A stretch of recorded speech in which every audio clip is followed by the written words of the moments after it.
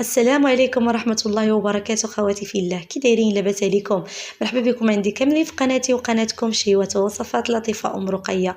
اليوم ان شاء الله جيتكم بالجديد، وجيتكم بواحد ليكيش بالدجاج اللي كيجي رائع، واحد ليكيش اللي كيجي صراحة لذيذ، واحد العجين حتى هو اللي كيجي يعني هشيش وزوين. يعني كنصحكم تتبعوا الفيديو حتى الاخر باش تعرفوا على المقادير، وما تنساونيش من الدعم ديالكم ليا وتشجيعاتكم ليا، كذلك تشاركوا الفيديو مع اصدقاء والحباب باش تعمل فائده وتكبر العائله ديالنا.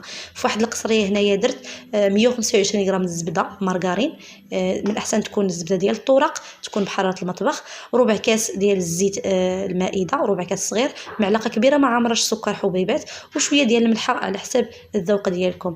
هنايا كنحاول نخدم ديك الزبده مع المكونات، ضروري الزبده تكون بحراره المطبخ باش تسهل عليكم تخدموها.